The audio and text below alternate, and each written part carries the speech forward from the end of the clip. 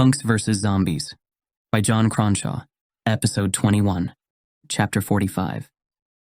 Tommy gripped the steering wheel, eyes fixed on the road ahead as the van sped into the night. Beside him, Layla stared silently out the window.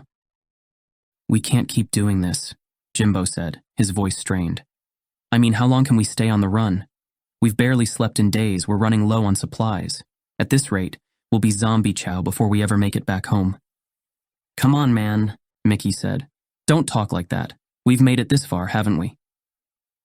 Jimbo snorted. "Barely, we were nearly overrun back there. Face it, we're screwed." He dropped his head in his hands.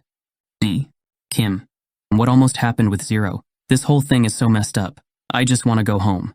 I just want things back to how they were." "I know, man," Mickey said. "We all do. But we've got to keep hope alive. Right, Tommy?" Tommy's gaze remained fixed ahead. "Yeah, we'll make it through this." But the words felt hollow, even to him. Beside him, Layla shifted in her seat. Tommy glanced at her. "What do you think, Lay? We'll get back to Philly eventually, right?" Layla remained silent for a moment. "I don't know." She bit down on her bottom lip. "Jimbo has a point. At this rate, our luck's going to run out sooner rather than later." Tommy's grip tightened. "Come on, you can't think like that. We knew this wasn't going to be easy, but we've survived this long for a reason." "Why, though?" Layla turned to him. "What's the point?" Tommy went to answer, but Layla him off. "Face it, we're just delaying the inevitable. This whole drive back to Philly is pointless. There's nothing left for us there. We don't know what's there when we get back. Everyone might already be dead. This whole thing could be a complete waste of time." "You don't know that," Tommy said. "Our families could still be alive." "Yeah? And then what? We all hole up while the dead roam outside?" She gave a bitter laugh. "Give me a break. When we hit the Rockies, you should drive this thing off a ravine and do us all a favor." A tense silence fell over the van. Tommy stared ahead, anger and exhaustion churning inside him. He understood Layla's cynicism, but he refused to abandon hope. Not yet. There had to be something left worth surviving for. "Come on, Layla," Mickey said. "Don't say stuff like that. We can't give up hope." Layla turned on him and sneered. "Why not? What's the point of hope in a world like this? We're dead either way, Mickey. The only difference is how long it takes." "That's not true." "Yes, it is. This whole trip is just delaying the inevitable. We should have stayed back at that FEMA camp. At least we'd have a roof over our heads." "Until the horde arrived," Tommy said. Layla laughed bitterly. "Again, what's the difference? Out here, we've got no shelter, hardly any weapons or ammo left. Every moment brings us closer to a gruesome death. Admit it, Tommy, we're all screwed." Tommy gritted his teeth. Part of him wanted to lash out, to tell Layla she was wrong. But the doubts needled at him, the bleakness of their situation inescapable. "She's got a point," Jimbo said. "This whole thing's been for nothing. We're just biding time at this point." "Guys, come on," Mickey said. "We can't give up hope now. We've got to keep fighting." "Fighting for what?" Layla shook her head. "Don't you get it, Mickey? It's over. There's nothing left to fight for." She slumped back in her seat. Silence fell over the van once more.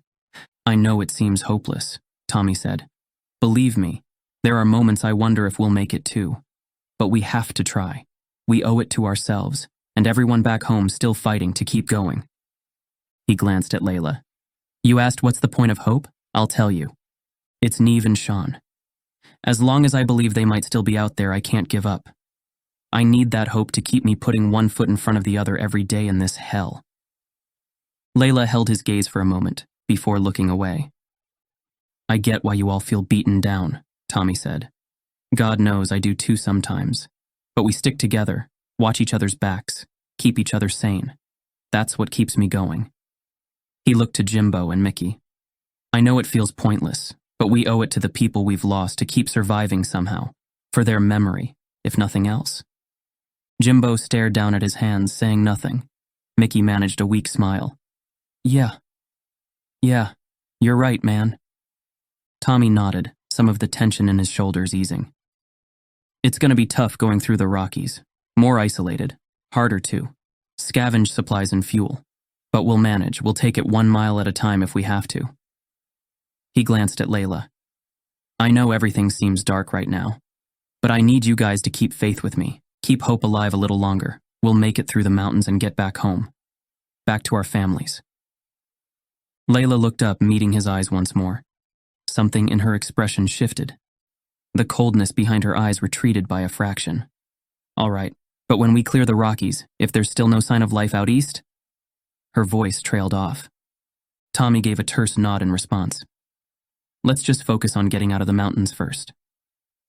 Tommy drove on in silence, the dark highway stretching endlessly ahead.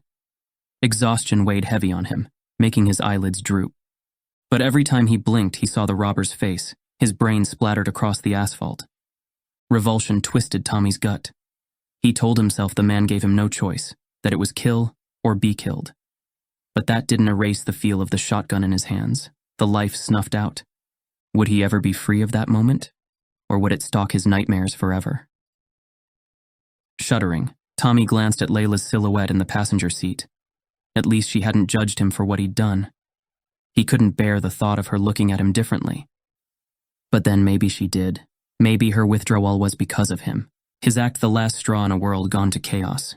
In the side mirror, Tommy caught a glimpse of the Minx van on the road behind him. The van's headlights cut a feeble swath through the darkness.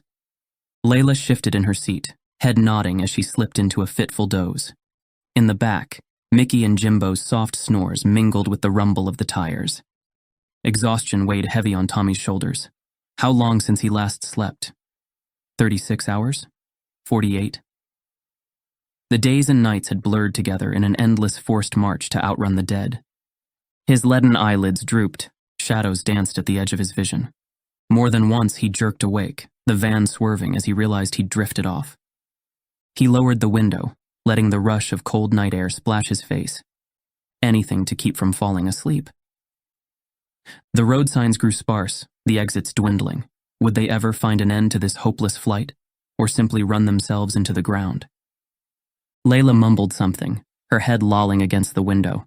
Tommy thought of waking her to talk, just to hear another human voice. Anything to distract from the claws of sleep dragging him down. But she needed rest. They all did. His eyelids grew heavy. He blinked hard, trying to stay focused as the dark road blurred before him. The van swerved, and he jerked the wheel to correct it. "Whoa, you all right?" Mickey asked. "I'm fine," Tommy said. Layla turned to him, suddenly awake.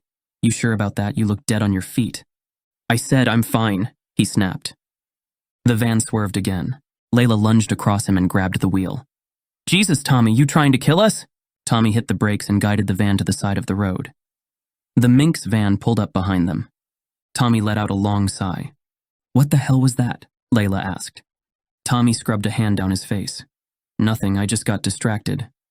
Layla crossed her arms. "You almost took us into that ditch. You're in no shape to keep driving." "I'm telling you I'm fine." "No, you're not. You're about to pass out at the wheel." Layla reached for his arm. "Come on, let me drive for a while." "What, so you can take us off a cliff?" Layla's mouth dropped open. "I wouldn't." "No?" Tommy glared at her. "How could you say that?" "I could ask you the same. I'm not the one who was talking about driving this thing into a ravine." "I wasn't saying I would, She slammed her hand on the dashboard and turned to him. "I'm driving." Tommy shook her off. "I said I'm fine, I don't need you to babysit me." In the back, Jimbo leaned forward. "Dude, she's got a point. We can't afford to take any more chances here." Mickey nodded. "Let her take over, man. Catch some rest while you can."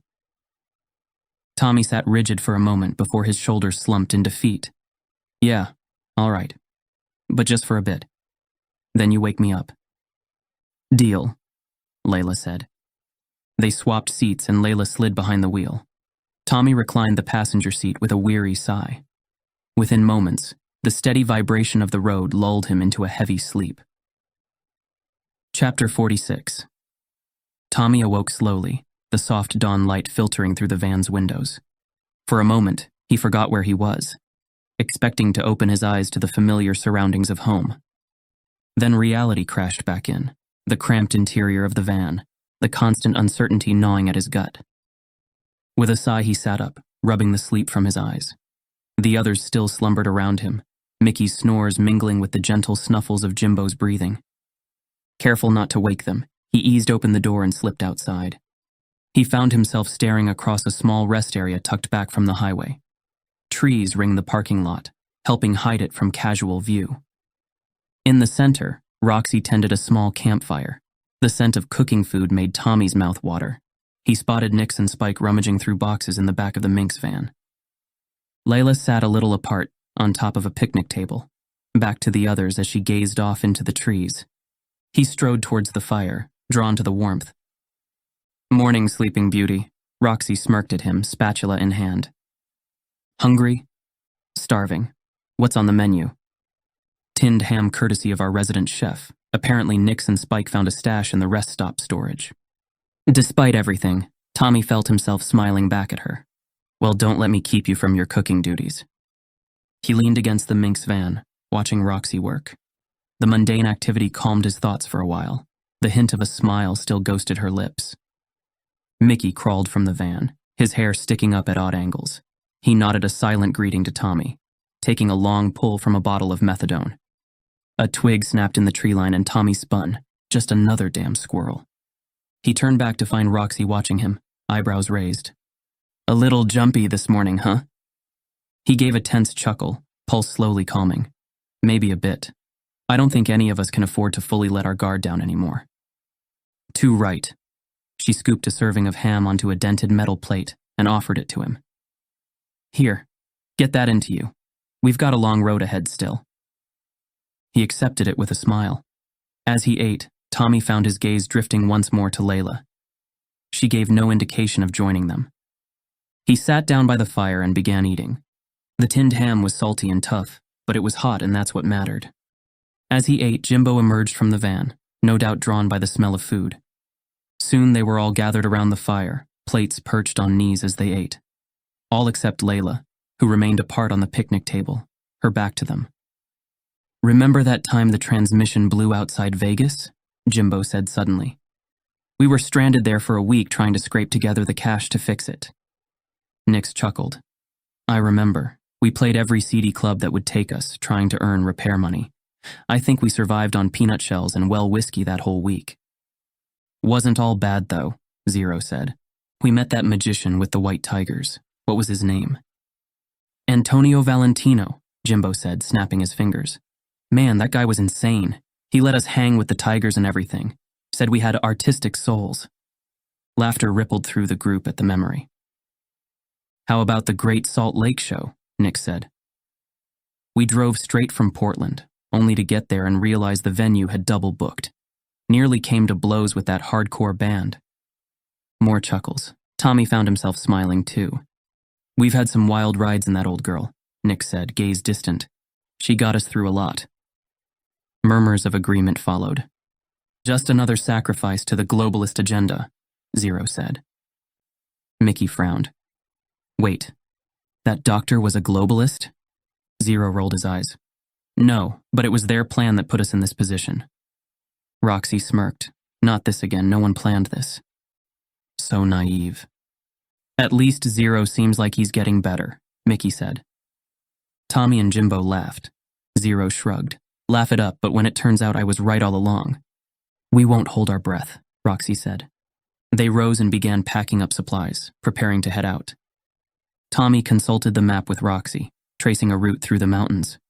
"Should be able to avoid major hordes if we take the back roads through the Rockies." "You sure that's the best idea?" Tommy shrugged a shoulder.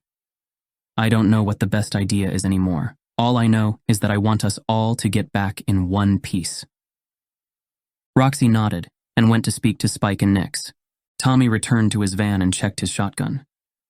"I can show you how to clean that properly if you'd like," Zero said. Tommy tensed and looked away. "I'm good, thanks."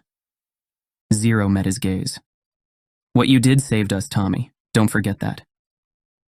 Tommy's jaw clenched, the image of the robber's final moments flashing through his mind. He remained silent, turning away from Zero's earnest gaze. One by one they loaded into the van. Layla climbed in last, avoiding Tommy's eyes as she slid past him. The engine rumbled to life, and Tommy pulled back onto the highway, mountains looming ahead through the dusty windshield. To be continued. Thanks for listening. Please subscribe so you don't miss the next episode of Punks vs. Zombies. You can find out more about John Cronshaw and his work by visiting johncronshaw.com. Punks vs. Zombies is copyright John Cronshaw and Wyvern Books Limited. All rights reserved. This is a work of fiction. Names, characters, businesses, places, events, locales, and incidents are either the products of the author's imagination or used in a fictitious manner. Any resemblance to actual persons, living or dead, or actual events is purely coincidental.